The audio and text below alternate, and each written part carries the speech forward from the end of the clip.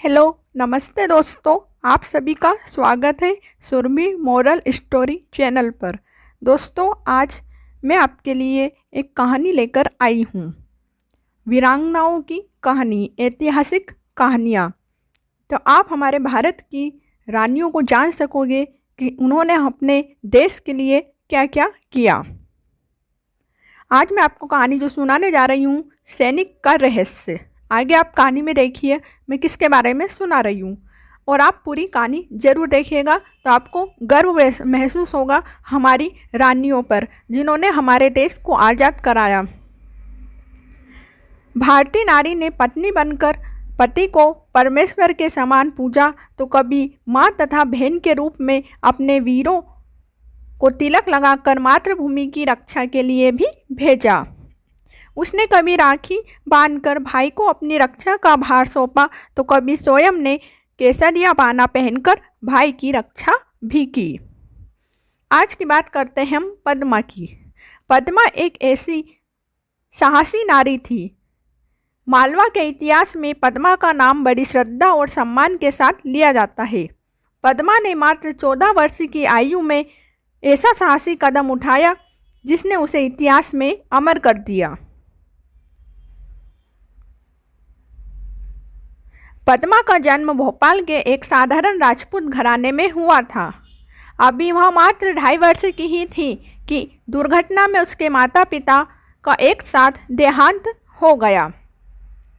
पद्मा का एकमात्र भाई जोरावर सिंह भी अभी केवल 16 वर्ष का था।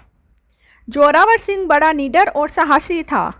उसने दुख की इस स्थिति में भी हिम्मत नहीं हारी और माता पिता का क्रियाक्रम करने के बाद पद्मा का पालन पोषण अपने छोटे भाई के समान करने का निश्चय किया।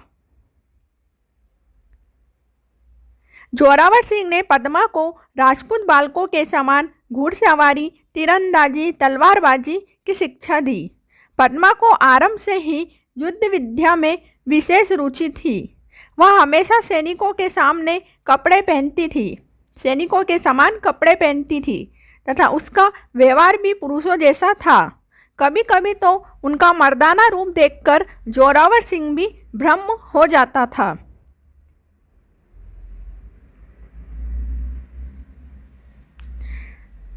आप पद्मा को देख सकते हैं किस प्रकार वो रहती थी।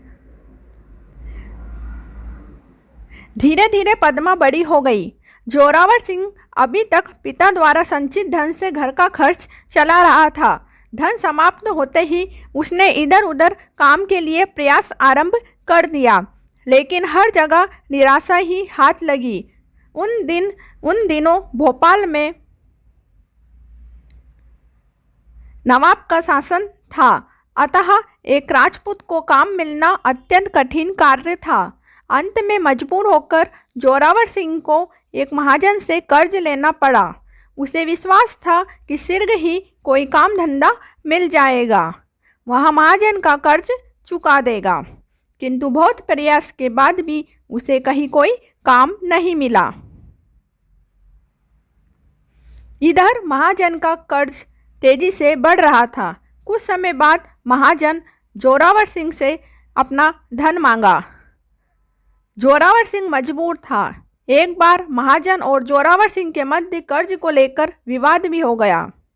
महाराज उसे धमकी देकर गया और उसने नवाब के दरबार में जोरावर सिंह की शिकायत कर दी। जोरावर सिंह दोषी था, अतः उसे कैद कर लिया गया। पद्मा अकेली रह गई। उसने अपने साथ भाई की भी चिंता थी। वह बहुत समय तक विचार करती रही और अंत में उसने एक साहसी निर्णय ले लिया। पद्मा ने राजपूत सैनिक वेश का धारण किया और भोपाल से ग्वालियर आ गई। उस समय ग्वालियर में महाराणा दौलत राव सिंधिया का शासन था। महाराणा सिंधिया पद्मा के युद्ध कौशल से बहुत प्रभावित हुए और उन्होंने उसे अपनी सेना में सैनिक पद पर रख लिया। पद्मा अब पद्मा से पद्म सिंह बन गई। उसी समय सिंधिया और उनके एक शत्रु के बीच युद्ध आरंभ हो गया। यह लड़ाई 3 वर्ष तक चली। पद्मा ने इसमें इतनी बहादुरी का परिचय दिया कि उसे साधारण सैनिक से हवलदार बना दिया गया। पद्मा अपने वेतन का कम से कम भाग खर्च करती और शेष भाग महाजन का कर्ज उतारने के लिए एकत्रित करती थी। पद्मा अपने नारी रूप को छिपाए रखने के लिए एक सूने तालाब पर स्नान करती थी तथा सामान्यतया सबसे अलग रहने का प्रयास करती थी। उसके साथ ही साफ दाढ़ी मूछ वाले इस बहादुर सैनिक की एकांत प्रिय आदत के कारण उसे शंकालु दृष्टि से देखते थे।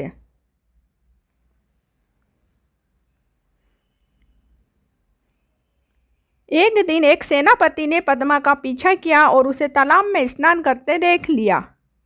इस बात की सूचना महाराजा सिंधिया को दी। महाराजा को बड़ा आश्चर्य हुआ। उन्होंने तुरंत सैनिक भेजकर पद्मा को दरबार में उपस्थित होने का आदेश दिया। पद्मा को सैनिक का व्यवहार बड़ा विचलित लगा। उसने उन पर कोई ध्यान नहीं दिया और पुरुष वेश में दरबार में उपस्थित हो गई। महाराजा बड़ी देर तक प्रशंसात्मक दृष्टि से पद्मा को देखते रहे। फिर प्यार से उन्होंने पद्मा से पुरुष वेश धारण करने का कारण पूछा। पद्मा अपना भेद खुल जाने के कारण थोड़ी देर के लिए विचलित हुई, किंतु शीघ्र ही संभल गई। महाराजा के मृदु व्यवहार से पद्मा की आंखों में आंसू आ गए। उसने सिसकते हुए आरंभ से अंत तक पूरी कथा सुना दी। महाराजा पद्मा की बहादुरी और साहस से बहुत प्रभावित हुए। उन्होंने पद्मा को सांत्वना दी और तुरंत जोरावर सिंह की रिहाई के लिए एक पत्र लिखकर एक संदेश वाहक को भोपाल भेजा। जोरावर सिंह शीघ्र ही छूटकर ग्वालियर आ गया। महाराजा ने जोरावर सिंह को अपनी सेना में रख लिया और पद्मा का विवाह अपनी ही सेना के एक नायक से कर दिया। तो आज की कहानी थी मालवा की रानी पद्मा की, जिन्होंने बड़े बहादुरी से लड़कर अपने भाई को छुड़ाया। तो दोस्तों, आपको ये कहानी कैसी लगी? अच्छी लगी तो लाइक, शेयर और सब्सक्राइब जरूर करें और आगे भी ऐसे ही रानियों की कहानी सुनते रहिए। धन्यवाद।